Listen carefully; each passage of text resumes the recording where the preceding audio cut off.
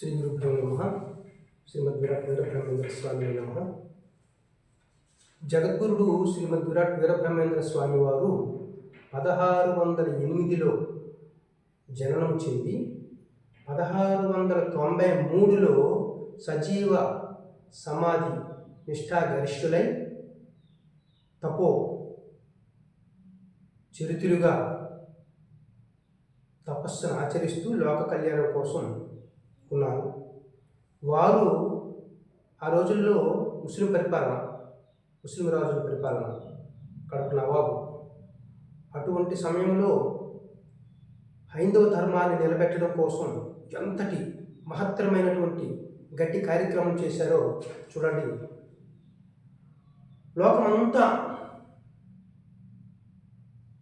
ఈ సాంప్రదాయాన్ని అనుసరించడానికి భయపడేటటువంటి సమయంలో స్వామివారి యోగం ద్వారా మన సాంప్రదాయాన్ని జనాలను ఉత్తేజపరిచి గ్రామాల్లో తన తాలూకా తత్వాల్ని చెప్పి ఆ హైందవ సాంప్రదాయాన్ని నిలబెట్టినటువంటి మహనీయులు. సరికదా, మహమ్మదీయ మతము నుంచే చేర్పులు, హైందవ మతంలోకి చేర్పులు జరిగినటువంటి విద్వత్ సంపన్నులు విష్ణుమూర్తి అవతారం ఈ భూలోకానికి వచ్చి యోగ సాధనని మనకు అందరికీ అందించారు. అయితే ఇటువంటి యోగ సాధనలు ఏ విధంగా చేయాలి, గత పద్యాల్లో స్వామివారు ఇచ్చినటువంటి పద్యాలను మనం చెప్పుకున్నాము. స్వామివారి పద్యాలు రాశారు, దానికి మనం ఈ భాష్యం మన సాధన ద్వారా ఇచ్చాము. అయితే ఆ పద్యాలు ద్వారా తెలుసుకున్నటువంటి సాధనని అనుభవం చేసినప్పుడు, వారి సాధనని అనుభవం చేసుకునేటప్పుడు మనకి కొన్ని అవరోధాలు కలుగుతాయి, ఆటంకాలు కలుగుతాయి, కష్టాలు కలుగుతాయి, నష్టాలు కలుగుతాయి. ఏమిటి? మనసు నిల్వదకంట కునుకురాదకంట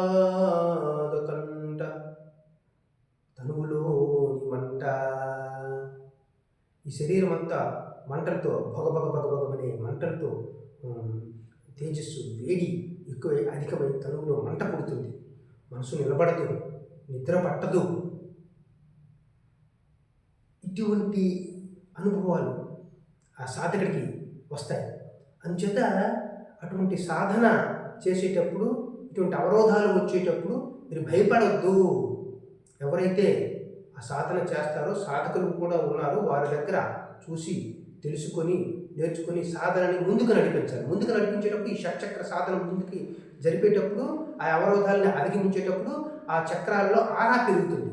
ఎప్పుడైతే ఈ ఆరా పెరిగిందో, ఆరా పెరిగేటప్పుడు ఆ శక్తి కేంద్రాలు ఉత్తేజితమవుతాయి, చైతన్యవంతమవుతాయి.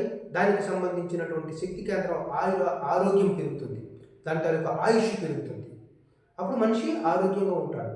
ఆరోగ్యంగా ఉన్నప్పుడు ఆనందంగా ఉంటాడు. అందుచేత మనము తప్పనిసరిగా స్వామివారు ఇచ్చినటువంటి సాధనని ముందుకు తీసుకువెళ్ళి వారి తాలూకా అనుభవాలతో మనం ఇచ్చినటువంటి సాధన గైడెన్స్ వాటిని నేర్చుకొని తెలుసుకొని సాధనని ముందుకు తీసుకువెళ్ళాలి. వెళ్ళినప్పుడు మనకి ఆరా పెరుగుతుంది.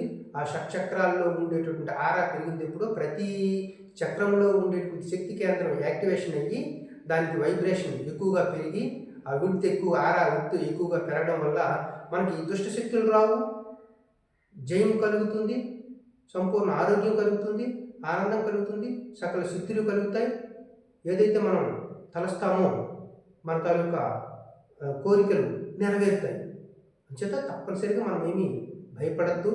ఇటువంటి అవరోధాలు వచ్చినప్పుడు సాధకులైనటువంటి వారి వద్ద మనం నేర్చుకొని తెలుసుకొని ఈ సాధనని ముందుకు తీసుకెళ్లాలని తెలియజేసుకుంటూ స్వామివారు ఇచ్చినటువంటి సాధన తెలియజేసుకొని స్వస్తి.